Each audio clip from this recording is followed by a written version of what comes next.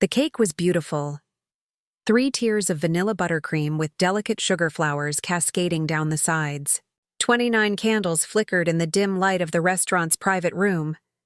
Everyone I loved was there, waiting for me to make a wish and blow them out. Everyone except him. "He's just running late," my best friend Mia whispered, squeezing my shoulder. "Traffic is terrible tonight," I nodded, trying to keep my smile from faltering as I checked my phone for the 20th time. No messages, no calls. Just the lock screen photo of us in Bali last year, his arms wrapped around me from behind as we watched the sunset. "We should start," my mother suggested gently. "The ice cream is melting." I looked up at the expectant faces surrounding the table. My parents, my brother and his wife, college friends, work colleagues, all gathered to celebrate me. To celebrate us, really. Everyone knew that tonight was special, not just because I was turning 29, but because after 4 years together, Elliot was finally going to propose. At least, that's what I thought. "Let's give him 5 more minutes," I said, forcing brightness into my voice. He wouldn't miss this. But as the minutes ticked by and the candle wax began to pool on the frosting, the knot in my stomach tightened. Something was wrong. Elliot was never late, especially not for important occasions. He was the type who set his watch 5 minutes fast, who arrived at airports 3 hours early. I excused myself to make a call. His phone rang 6 times before going to voicemail. "Hey, it's me," I said, trying to keep my voice steady. "Everyone's here and we're about to cut the cake. Just wondering where you are. Call me back." When I returned to the table, Mia was scrolling through her phone. Our eyes met, and something in her expression made my heart drop. She quickly put her phone down. "What is it?" I asked. "Nothing," she said too quickly. "Let's go ahead with the candles." "Mia," I said firmly, extending my hand. "Show me." She hesitated, then passed me her phone. It was an Instagram story, posted 20 minutes ago. "Elliot, down on one knee in front of a candlelit table at Lumiaria, the upscale French restaurant across town where we'd had our first date." His hands held a small velvet box, open to reveal a glittering diamond ring. And standing above him, hands covering her mouth in surprise, was a woman I'd never seen before. The caption read, "She said yes." Forever begins, I felt the room spin. The voices around me became distant, underwater sounds as blood rushed to my ears. Someone asked if I was okay. I couldn't answer. In that moment, on my 29th birthday, surrounded by everyone who loved me, I watched my future crumble through a social media post. The man who had promised me forever was proposing to another woman. A woman who clearly had no idea I existed. I handed the phone back to Mia, my hand surprisingly steady despite the earthquake happening inside me. Then I did the only thing I could think of. I smiled, sat down in front of my beautiful cake and said, "He's not coming. Let's celebrate anyway." And as I blew out the candles, I didn't make a wish. I made a promise. I met Elliot Carson during my 2nd year at the architectural firm where I worked. He joined as a client representative for Vertex Development, a company that was constructing a new corporate headquarters downtown. Tall, with thoughtful hazel eyes and a quiet confidence, he stood out immediately among the usual corporate types. Our first meeting was contentious. I was presenting design concepts, and he challenged every decision with pointed questions about sustainability and cost. When the meeting ended, he approached me directly. "I hope I didn't come across as difficult," he said, offering his hand. "I just believe in getting things right from the beginning." "Difficult is fine," I replied, shaking his hand.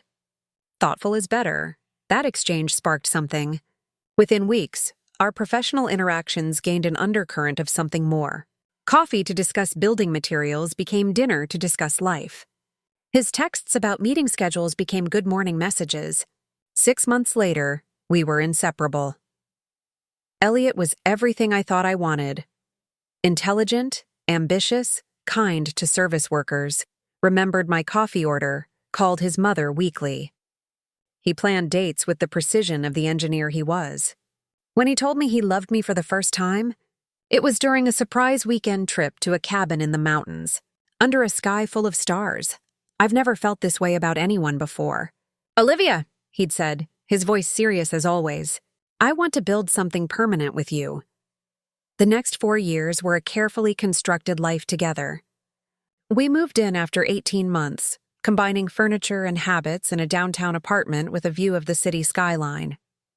We adopted a rescue dog, a one-eyed pug named Pickles who snored like a freight train. We hosted dinner parties, took vacations, attended his company events and my family holidays. We were, by all appearances, perfect. When is he going to propose already? Mia would ask during our weekly coffee dates. You two are practically married anyway. I always laughed it off, saying we were in no rush. But truthfully, I wondered the same thing. He's traditional, I'd explain. Wants everything to be just right. What I didn't say was that sometimes, in quiet moments, I sensed a hesitation in Elliot that I couldn't quite name. A distance that would appear suddenly, like clouds over the sun. He'd become absorbed in his phone or mention late meetings that seemed to multiply on his calendar. Just work stress, he'd say when I asked. This new project is demanding. I believed him because I wanted to. Because the alternative was unthinkable. 3 months before my birthday, he became even busier. Our dinner conversations shortened. He spent weekends catching up on work. But then there were other signs. A new cologne I didn't recognize. Clothes I hadn't seen before. A sudden password change on his phone that he attributed to company security policies. You'd tell me if something was wrong, wouldn't you? I asked one night as we lay in bed, the space between us feeling wider than the inches it actually was. Of course, he said, reaching for my hand. Everything's fine, just busy. It'll calm down soon. Then came the night when I found a receipt in his jacket pocket while doing laundry off a jewelry store known for engagement rings. My doubts dissolved into excitement. Mia and I speculated endlessly about how he would propose, and when my birthday dinner was planned, it seemed obvious. All our loved ones would be there to witness the moment. The day after my birthday disaster, I woke up in my childhood bedroom. I'd gone home with my parents, unable to face the apartment where Elliot's presence lingered in every corner. 12 missed calls from him. 23 text messages. I can explain. Please call me back. It's not what you think. We need to talk. I read each one with detached curiosity, as if they were written in a language I was only beginning to learn. How strange that these words, strung together by someone I thought I knew better than myself, now seemed like foreign symbols. Mia had done some digging. The woman's name was Vanessa Reeves, 27, a marketing executive at a company that partnered with Elliot's firm. According to social media, they had known each other for approximately 8 months, which aligned perfectly with when Elliot's busy period had begun. Do you think she knows about me? I asked Mia over the phone. I don't think so, she replied. Her friend's comments all seemed genuinely surprised and excited. Nobody's saying what about his girlfriend? The reality was becoming clear. Elliot had been living 2 separate lives, and somehow, incredibly, had managed to keep us both in the dark. The proposal wasn't a spontaneous decision, it was premeditated. He had purchased a ring. He had planned an elaborate evening. He had made a choice, and that choice wasn't me. I finally called him back 3 days after my birthday. His voice was ragged when he answered, as if he hadn't slept. Olivia, thank God. I've been trying to reach you. I saw the post, I said, my voice unnaturally calm. Congratulations! It's not I can explain everything. Please, can we meet? Not at the apartment. Somewhere neutral. I think you've said everything I need to hear, I replied. 4 years, Elliot. 4 years. And you proposed to someone you've known less than 1. That's not fair, he said. You don't understand the situation. Then enlighten me. Does she know about me? About our apartment? About Pickles? His silence was answer enough. I'll be by tomorrow to get some of my things, I said. Make sure you're not there. Olivia, please, I hung up. The next day, Mia and my brother Theo accompanied me to the apartment. Elliot had respected my request and wasn't there. Walking in felt surreal. Everything looked exactly as I'd left it. Pickles bounded up, his little body wiggling with excitement. I knelt down and buried my face in his fur, allowing myself one moment of weakness. "We'll get through this," Mia said, squeezing my shoulder, "one step at a time." I packed a suitcase with essentials, gathered Pickles' things, and was about to leave when I noticed something on the kitchen counter, a small velvet box, identical to the one I'd seen in the Instagram post. Next to it was a note. "This was always meant for you. I made a terrible mistake. Please give me a chance to explain." Inside was a platinum ring with a princess-cut diamond, elegant and understated, exactly the style I would have chosen. "The audacity," Mia breathed, looking over my shoulder. "Is he serious?" "He bought 2 engagement rings," I said, the realization hitting me like a physical blow. He was hedging his bets. Something in me hardened in that moment.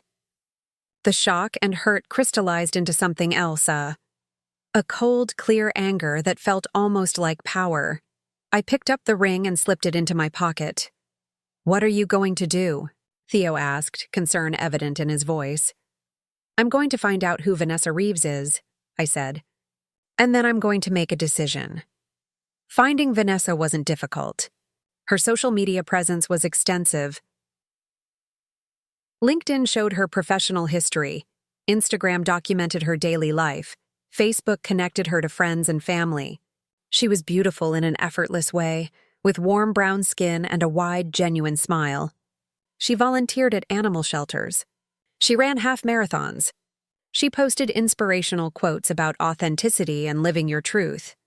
The irony wasn't lost on me. What struck me most was how different we were.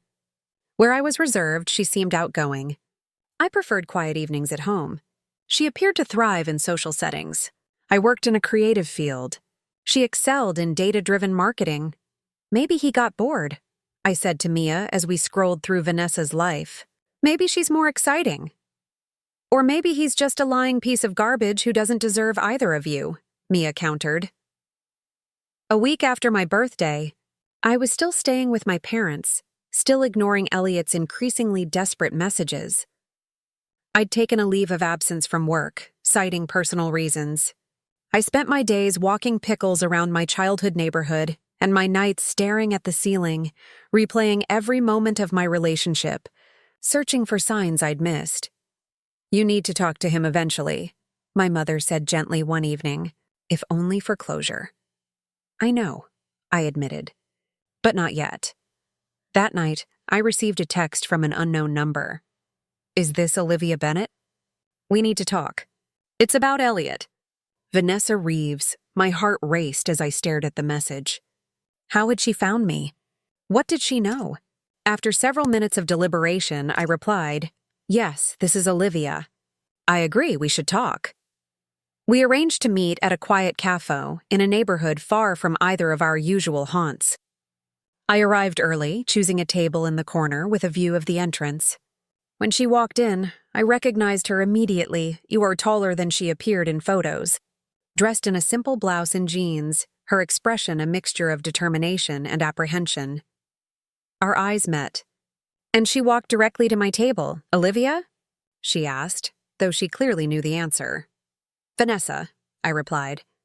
Gesturing to the seat across from me, she sat down, placed her purse on the table, and took a deep breath. "Thank you for meeting me," she began. "I imagine this isn't easy. How did you find me?" I asked. "I found a key to Elliot's apartment," she explained. "I wanted to surprise him by leaving some things there before we started looking for our own place. When I went over, I found evidence that he didn't live alone. Dog toys, women's clothes, photos of you together." She paused, collecting herself. "When I confronted him, he admitted everything. 4 years. You lived together. He said he'd been trying to find a way to end things with you, but couldn't bring himself to hurt you." I laughed without humor. "How considerate of him." "I called off the engagement immediately," she continued. "I couldn't be with someone who could lie so convincingly for so long. But then I started wondering, what else don't I know? So I went through his phone while he was sleeping." She reached into her purse and pulled out her own phone, opening it to a photo gallery before sliding it across the table. "I think you should see these." What I saw made the air leave my lungs. Screenshots of conversations, Elliot and another woman, intimate exchanges, plans to meet, dates that overlapped with both our relationship and his time with Vanessa. Her name is Meredith, Vanessa said quietly. From what I can tell, he's been seeing her for about 2 years. She works in his building. I found messages to 2 other women as well, though those seemed more recent and possibly less serious. I stared at her, unable to process what I was hearing. So he was cheating on both of us? With multiple women? Vanessa nodded. It seems he has a pattern. He finds intelligent, independent women, builds separate relationships with each, keeps everyone compartmentalized. I spoke with Meredith yesterday. She thought he was just a busy professional who traveled often for work. She had no idea about either of us. I sat back, feeling strangely calm despite the revelation. The Elliot I thought I knew, thoughtful, honest, meticulous, had never existed. The man I loved was a carefully constructed fiction. Why are you telling me this? I asked. You could have just walked away. Vanessa looked me directly in the eyes. Because you deserved 4 years of truth that he stole from you. Because I would want to know. And because I think we should decide what happens next. What do you mean? He hurt us both, she said, a new intensity in her voice. He manipulated us, lied to us, made us doubt ourselves. I don't know about you, but I'm not okay with him just moving on to the next woman and doing this again. For the first time since my birthday, I felt something other than pain or numbness. A spark of purpose. What did you have in mind? I asked. I have a plan, Vanessa replied, a small, determined smile forming on her lips. But I'll need your help. And possibly Meredith's too. As she outlined her idea, I felt a weight lifting, not because revenge would heal what Elliot had broken, but because in this unexpected alliance, I had found something I thought I'd lost: core agency. Control over my own story. Are you in? Vanessa asked when she finished explaining. I thought about the ring in my pocket, the years I'd invested, the future I'd planned with a man who never truly existed. I'm in, I said, extending my hand across the table. As our hands met, I knew my life had irreversibly shifted course. The path ahead was uncertain, but for the first time since seeing that Instagram post, I felt something like hope. The event was perfect. Exactly what you'd expect from someone like Elliot.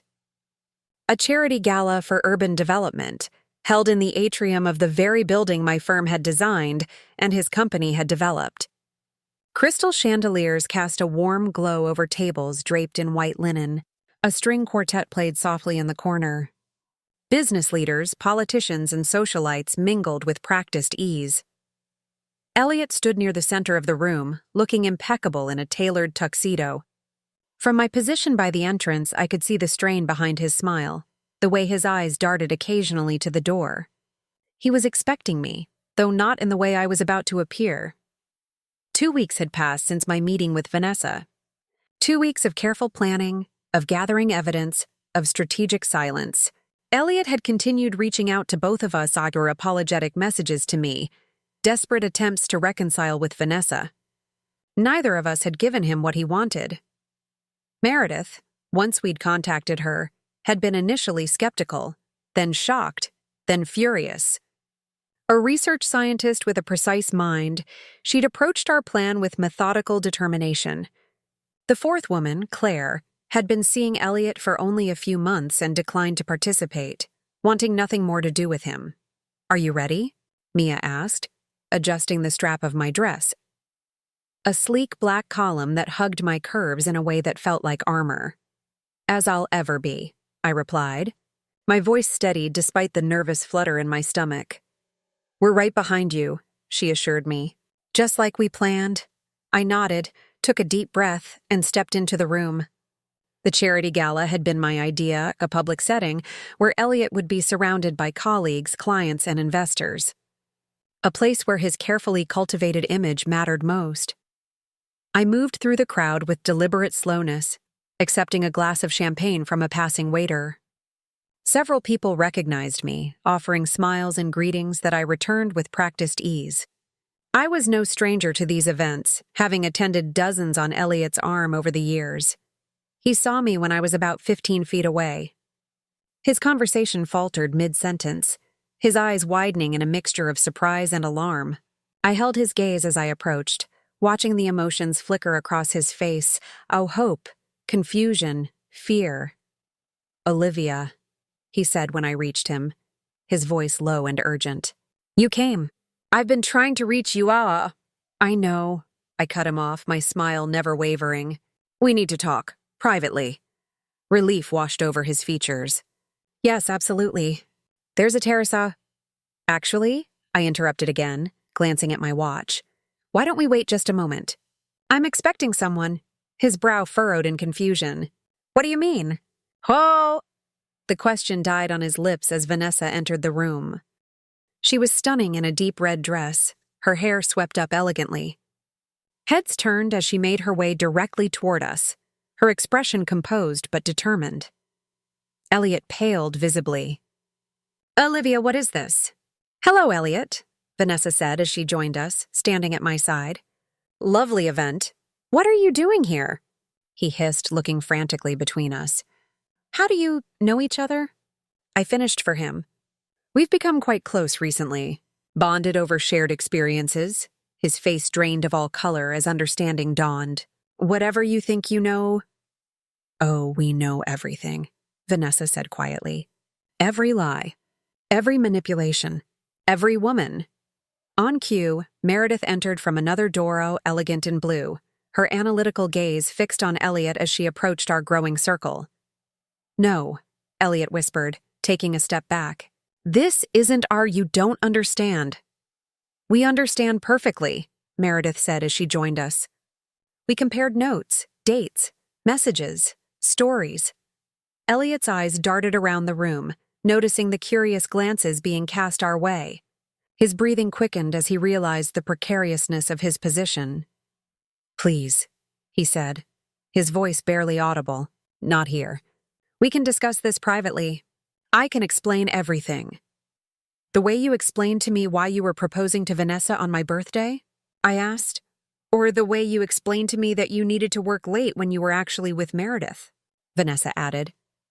"Or perhaps the way you explained your frequent business trips that somehow never appeared on your company calendar." Meredith concluded.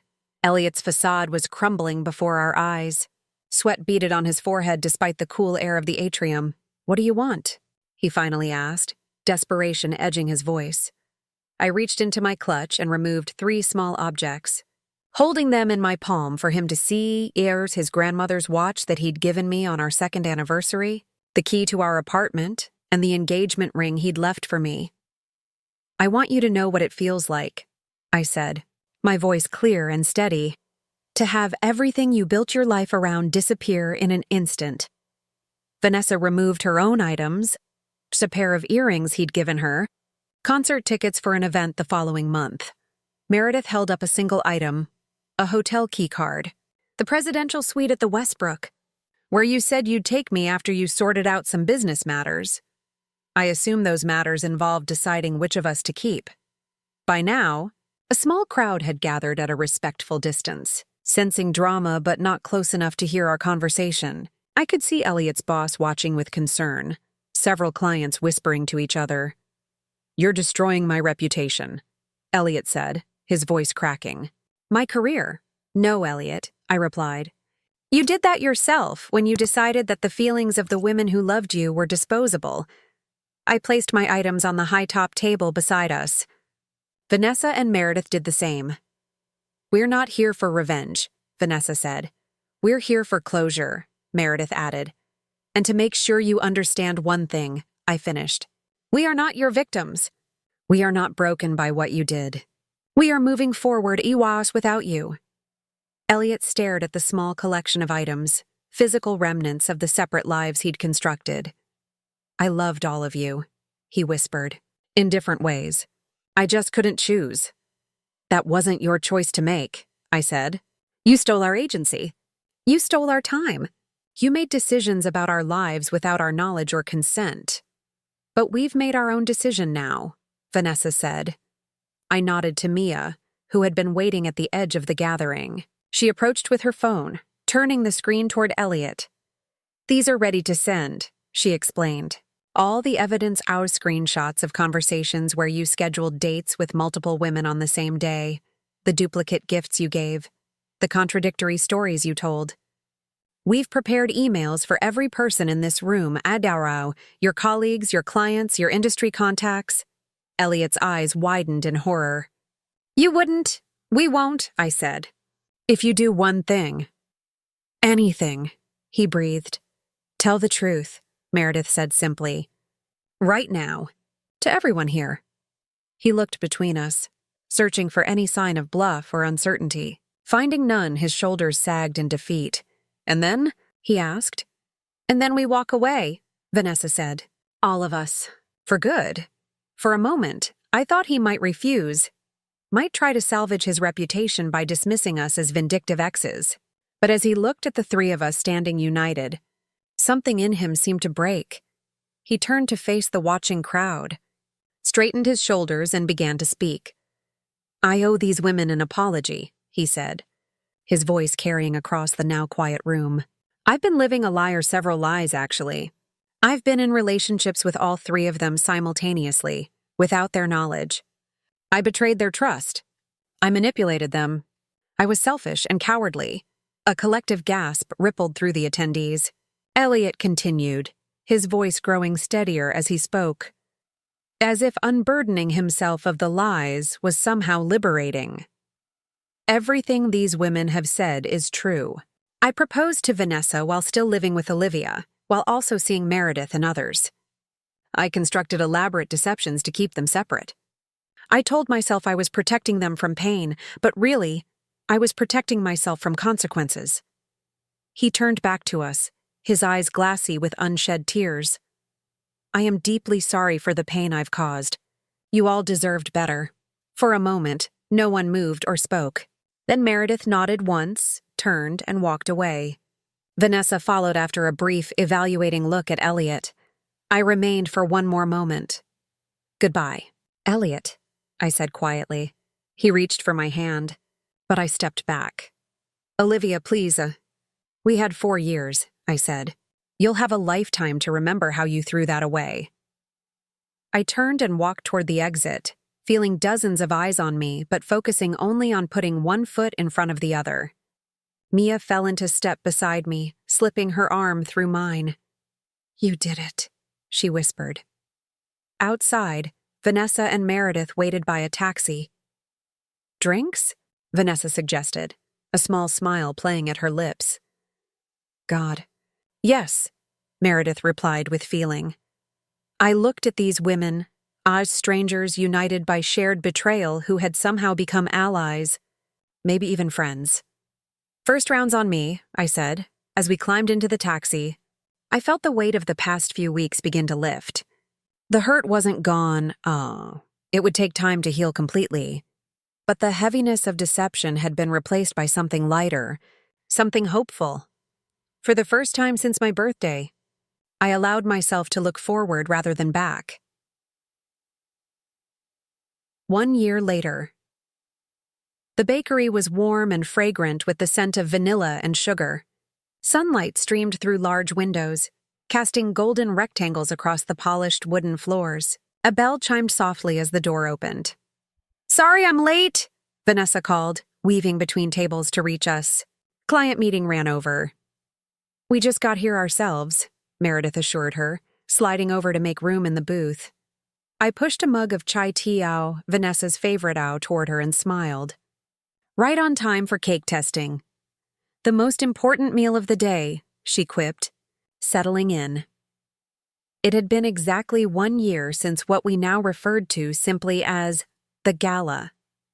1 year since 3 women had discovered an unexpected sisterhood in shared betrayal. 1 year of healing, rebuilding, and rediscovering ourselves beyond the identities we'd constructed around a relationship based on lies. The aftermath of the gala had been predictably chaotic. Elliot's public confession had spread through industry circles like wildfire. He'd taken a leave of absence from his position, eventually accepting a transfer to his company's Seattle office. I heard through mutual acquaintances that he was in therapy, working to understand the patterns that had led him to create such elaborate deceptions. I wished him well, from a very safe distance. My own journey had been complicated but ultimately transformative. After staying with my parents for a month, I'd found a small apartment in a neighborhood I'd always loved, but Elliot had deemed too eclectic. I kept Pickles, who adjusted to our new life with the adaptability only dogs possess. Work became an anchor out. I threw myself into new projects, eventually being promoted to lead designer on a sustainable community development that had become my passion. I'd started dating again recently, cautiously but hopefully, more attuned to red flags and more confident in my boundaries. "So," Meredith said, consulting the notepad in front of her.